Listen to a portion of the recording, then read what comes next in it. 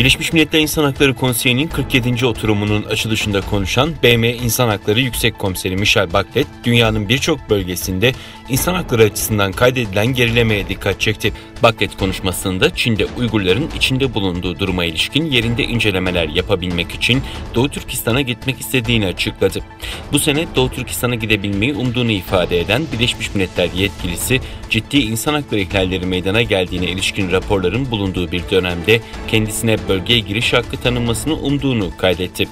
Bachelet, Çinli yetkililerle bu konuda anlaşma sağlamayı umduğunu ifade etti. Son olarak geçen hafta Uluslararası Af Örgütü tarafından açıklanan bir raporda Çin'in Doğu Türkistan'daki Müslümanlara uyguladığı sistematik şiddete dikkat çekilerek Uygurların, Kazakların ve çoğunluğu Müslüman diğer etnik azınlıkların devlet eliyle yürütülen ve insanlığa karşı suçlar kapsamına giren sistematik toplu gözaltılara, işkenceye ve zulme maruz bırakıldığı belirtilmişti.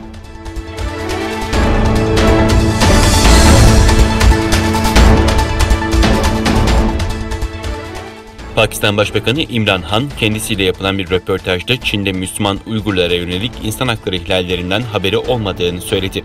Uygur konusunu hiç duymadım, bilgim yok diyen Pakistan Başbakanı medyada eleştirilere maruz kaldı. Financial Times'tan bir gazeteci İmran Han'la röportaj gerçekleştirdi. Röportajda Uygurlara yönelik insan hakları ihlalleri de yer buldu. İmran Han, kendisine yöneltilen Çin yönetimi tarafından toplama kamplarını tutulan Müslüman Uygurlarla ilgili soruya bilgisi olmadığı ve o konu hakkında bir şey duymadığı yanıtını verdi.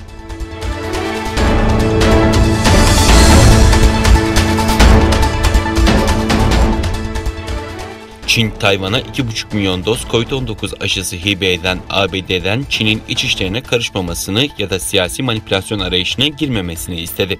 Çin Dışişleri Bakanlığı sözcüsü ABD'nin siyasi manipülasyon arayışına girmemesi ya da Çin'in iç işlerine karışmaması konusunda uyarıda bulundu.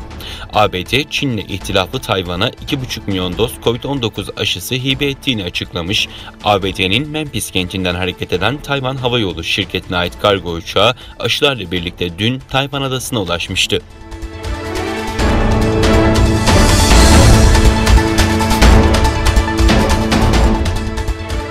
South China Morning Post'un haberine göre Japonya Savunma Bakanı Avrupa Parlamentosu'nun Güvenlik ve Savunma Komitesi'ne yaptığı konuşmada taraflar arasında bölgedeki güvenlik ve savunma işbirliğinin devamı ve geliştirilmesine bağlı olduklarını tekrar dile getirdi.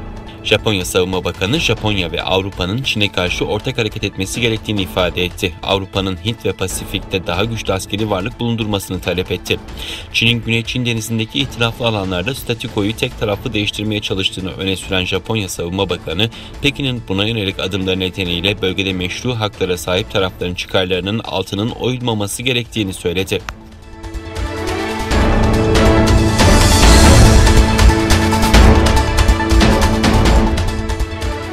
Çin'in Kabil Büyükelçiliği, ABD öncülüğündeki NATO kuvvetlerinin Afganistan'dan çekilmesiyle şiddet olaylarının artması endişesiyle vatandaşlarına ülkeyi terk etmeleri çağrısında bulundu.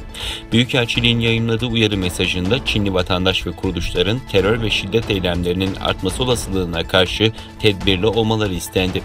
Açıklamada bu yıl Afganistan'da sürekli çatışmalar yaşanmakta, terör eylemleri sık görülmektedir, ülkedeki güvenlik koşulları giderek kötüleşmekte ve karmaşık hale gelmektedir. Vatandaşlarımız daha dikkatli olmalı ve acilen uluslararası ticari uçuşlarla ülkeyi terk etmelidir ifadeleri kullanıldı.